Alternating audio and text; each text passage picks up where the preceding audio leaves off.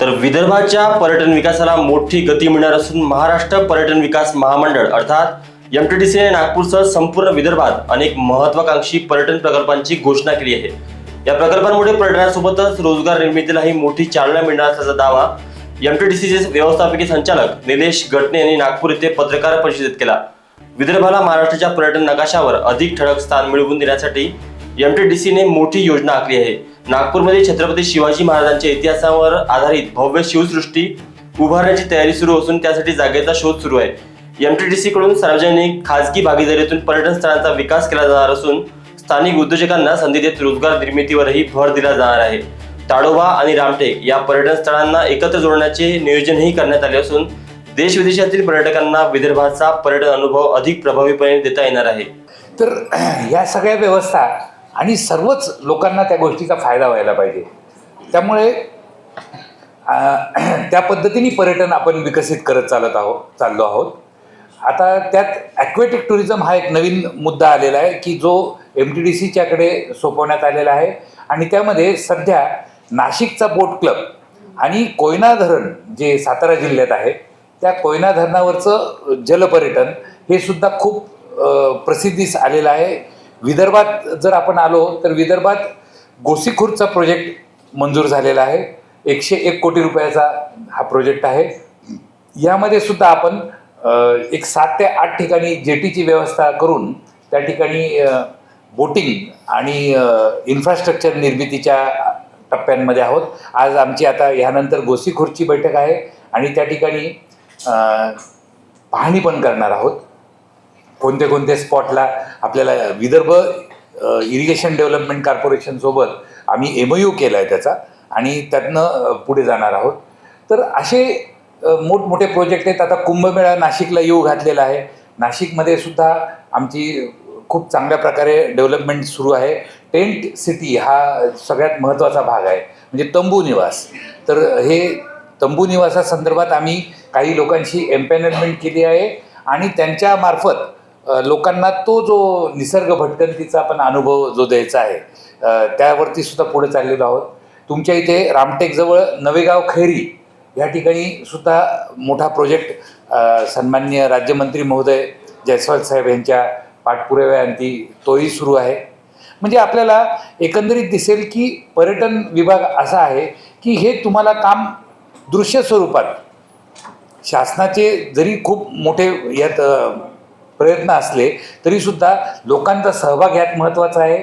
आणि ह्या सर्व प्रक्रियेमध्ये जोपर्यंत टुरिझम स्पेशलिस्ट लोक येत नाहीत आणि ते आमच्या प्रक्रियेत सहभागी होत नाहीत तोपर्यंत ते जास्त चांगल्या प्रकारे डेव्हलप झालेलंही दिसणार नाही।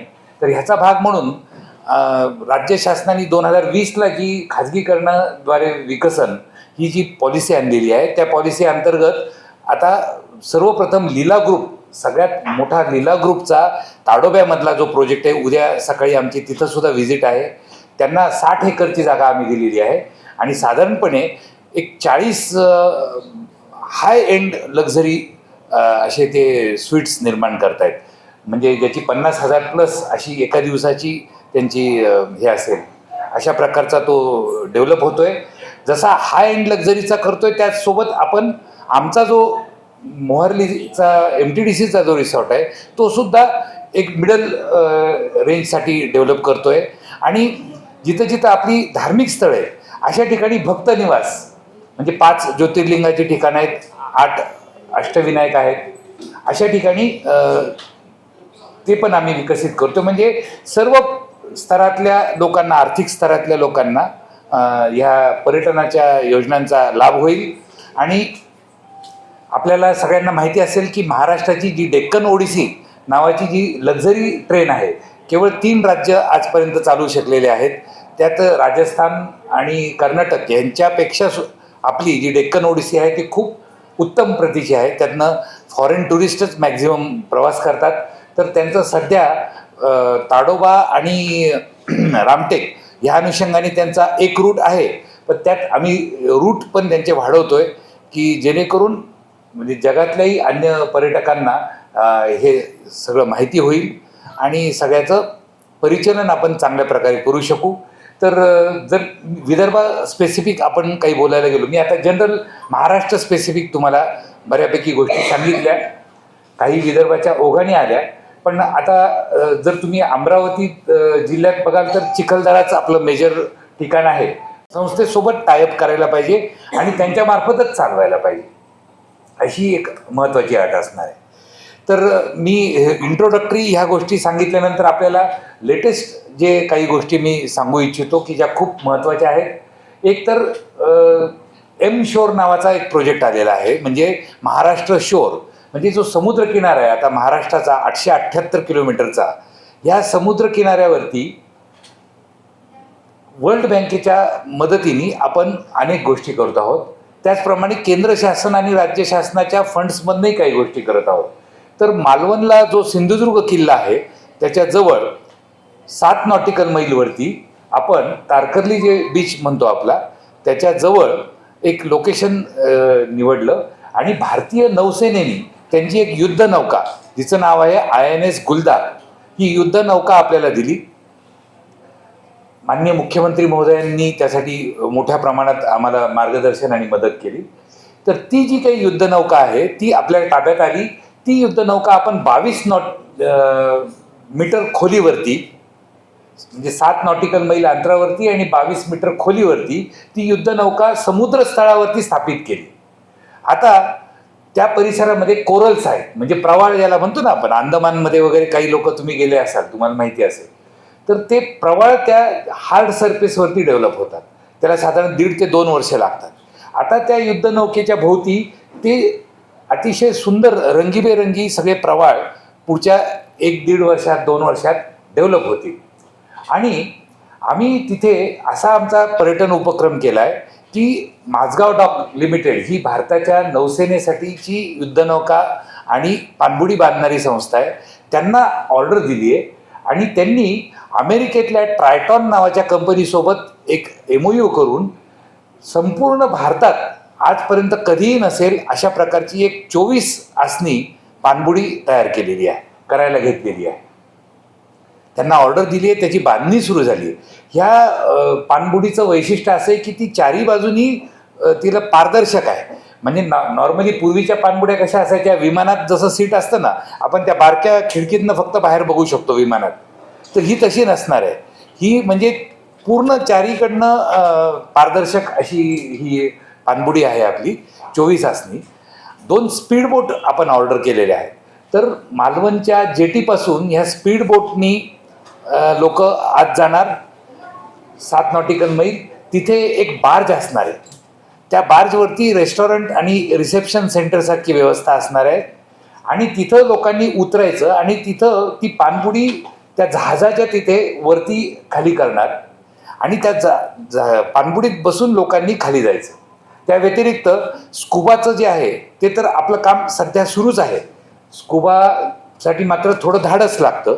समुद्रात पोहण्याची माणसाच्या अंगात ती तेवढी धाडसी वृत्ती लागते, सगळ्यांना जमत नाही. म्हणून मग त्यांच्यासाठी ही पाणबुडी आहे की जी सुरक्षित पद्धतीने असणार आहे. तर हा प्रकल्प आपला 1 ते 1.5 वर्षामध्ये मार्गी लागतोय. त्यानंतर आपल्याला माहिती असेल की भारतात 33 फक्त वर्ल्ड हेरिटेज साईट्स आहेत, त्यापैकी 7 महाराष्ट्रात आहेत. म्हणजे अजिंठा वेरूळ, त्यानंतर एलिफंटा, त्यानंतर मुंबईतल्या ज्या आर्ट डेको बिल्डिंग ज्याला म्हणतो आपण, मरीन लाईन्स परिसरामध्ये ज्या आहेत त्या, त्यानंतर आपले हे 12 किल्ले, ज्यातले 11 महाराष्ट्रात आहेत आणि 1 जिंजीला तमिळनाडूमध्ये आहे. तर हे जे किल्ले आहेत युनेस्को वर्ल्ड हेरिटेज साईट्स, ह्या किल्ल्यांची डेव्हलपमेंट आणि तिथलं पर्यटन वाढवण्यासाठी तिथे पर्यटन केंद्र, नमो पर्यटन केंद्र आणि इंटरप्रिटेशन सेंटर्स बांधणी ही प्रक्रिया आपली सुरू झालेली आहे. त्यानंतर आपण सर्किट्स केलेले आहेत, म्हणजे सर्किट मॅनेजमेंट ऑर्गनायझेशन. महाराष्ट्राचे 5 साधारणपणे प्रादेशिक स्वाभाविक विभाग आहेत आणि त्यामध्ये आता 28 आत पोटामध्ये सब सर्किट ज्याला म्हणू आपण, म्हणजे ज्यात आता विदर्भात आपण बघतो की आपलं जंगलचं जे ताडोबाचं एक सर्किट आहे, वाईल्ड लाईफ सर्किट आहे. त्याचप्रमाणे बुद्धिस्ट मॉन्युमेंट्स आहेत, जैन मॉन्युमेंट्स आहेत, रामटेकच्या कालिदासांच्या आठवणी असणाऱ्या, रामाच्या आठवणी असणाऱ्या ज्या मॉन्युमेंट्स आहेत, अशा प्रकारे आपण त्याचे सब सर्किट करणार आणि त्याला DMO असं नाव देणार, डेस्टिनेशन मॅनेजमेंट ऑर्गनायझेशन. म्हणजे होतं काय की त्या टुरिझम सेंटरची जबाबदारी एका कुठल्याच ऑर्गनायझेशनकडे नसल्यामुळं त्या ठिकाणच्या बारीक सारीक ज्या समस्या असतात, पार्किंग असेल, स्वच्छतेच्या असतील किंवा अन्य असतील, तर त्या एका छत्राखाली मार्गी लागत नाहीत. त्यासाठी ही व्यवस्था आता पुढे अस्तित्वात येते. आणि आपण सुदैवी असे आहोत की महाराष्ट्रामध्ये सर्वच प्रकारचं 9च्या 9 थीम्स आपल्याकडे अस्तित्वात आहेत. म्हणजे रिलिजियस टुरिझम आपल्याकडं आहे, ॲक्वॅटिक टुरिझम आपल्याकडं आहे, फोर्ट टुरिझम आहे, जंगल टुरिझम आहे, ॲडव्हेंचर टुरिझम आहे. म्हणजे तुम्ही नाव घ्या आणि ते टुरिझम आपल्याकडं आहे. तर त्या गोष्टीचा आपण जास्त वापर करणं अपेक्षित आहे. आणि तो वापर करताना स्थानिक एम्प्लॉयमेंट, म्हणजे तुम्ही बघाल की एखादं पर्यटन स्थळ विकसित झालं की त्या परिसरातले होमस्टे म्हणा, बेड अँड ब्रेकफास्ट म्हणजे निवास न्याहारीचे युनिट म्हणा, वाहनांची व्यवस्था, त्यानंतर लोकवाहिनी मीडियासाठी सचिन झुडापे यांची रिपोर्ट, नागपूर.